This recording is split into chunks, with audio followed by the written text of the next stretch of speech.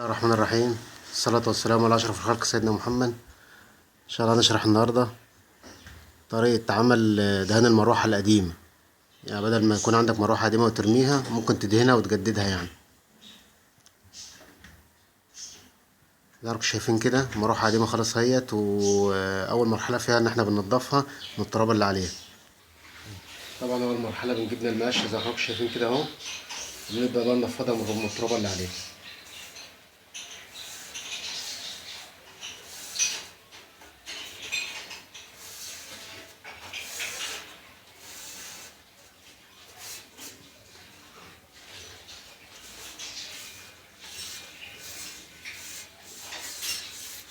طبعا فرشين حاجة تحتها عشان الترابة متنزلش على الأرض وتبهدل الدنيا. يعني فرشين حاجة بحيث الترابة تنزل عليها، وما نتعلقش في المروحة عشان الريش ما تنتنيش.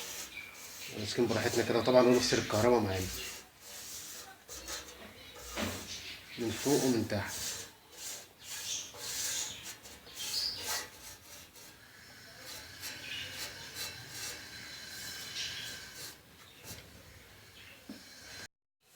طبعا تاني مرحلة بنجيب بقى حتة قماشة، ونبدأ بقى ننضف البتاع كده من أي ترابة، يعني من فوق برضو ومن تحت.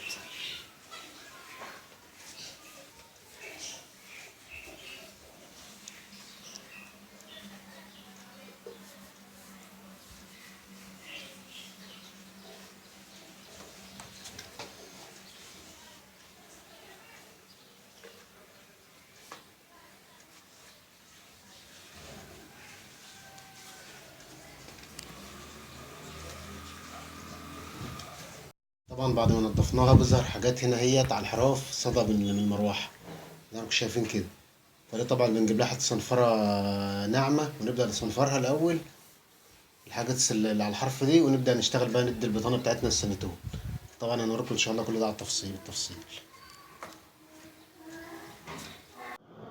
طبعا أول مرحلة زي ما قلنا لحضرتك هندي وش سنتون زي ما شايفين كده عشان الصدى ده. لو ما فيهاش صدى ممكن تشتغل على طول ايه، زيت لمع على طول. لو فيها خلاص الدوش ايه نضافه، يعني ايه سانيتول او برايمو. وبعد كده بقى ايه تشتغل على عادي ايه السانيتول بتاع الزيت بتاعك.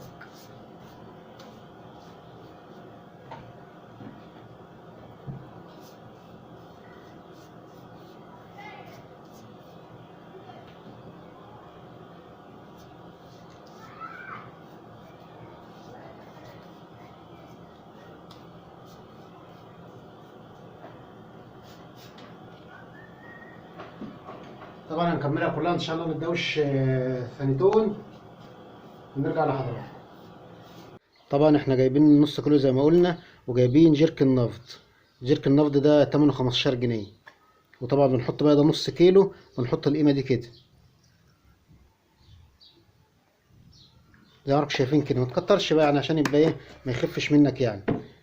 ونقلب بقى بالخشبة لحد ما يظبط معانا.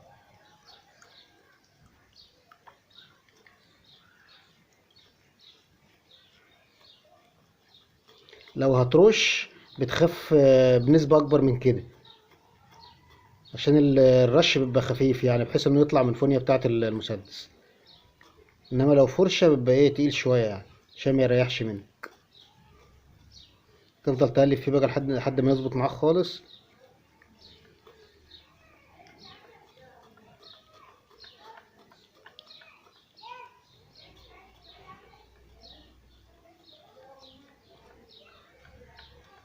زي ما شايفين كده بدأ يتقلب معانا اهوت، وبدأ يظبط معانا اهو.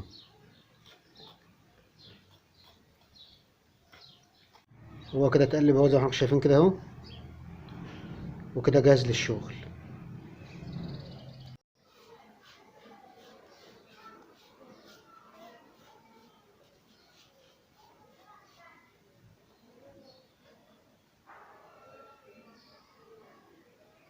طبعا وش خالص زي اي وش عادي بكل سهولة عادي خالص اهو.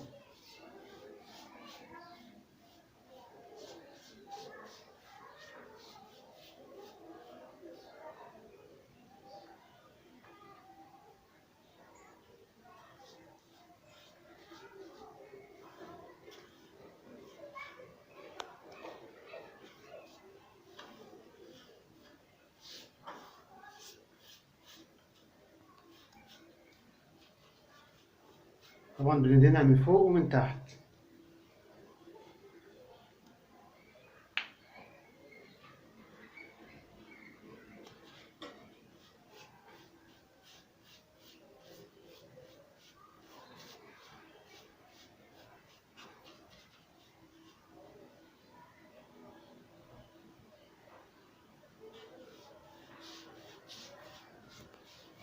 وش كده يعني ايه، خفيف كده غسيل يعني، وساعة كده ونرد على كام وش كمان.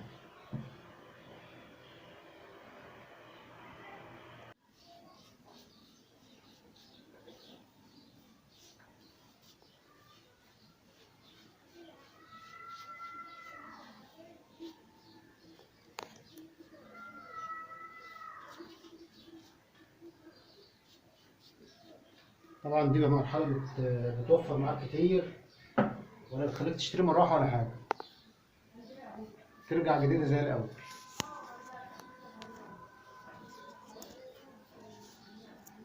في مراوح بتستر من وش واحد لو هي يعني ايه، مش قديمة أوي يعني، إنما دي كمان قديمة خالص، فايه هنسيبها ساعة كده ونرجع نرد عليها كمان وش كمان.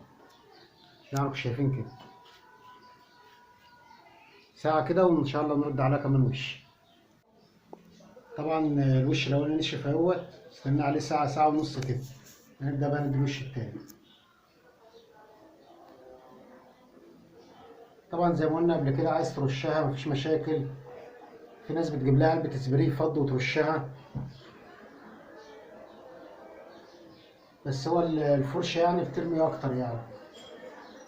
عايز تجيب لها سبراي فضي مثلا براحتك انت، او سبراي ابيض، في منه ابيض برضه.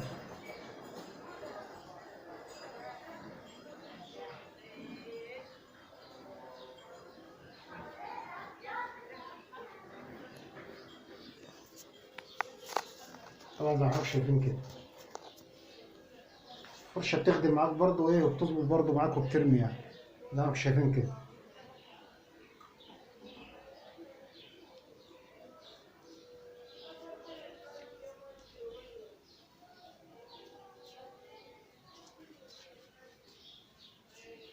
طبعا هنكملها كلها ان شاء الله ونرجع لحضرتك.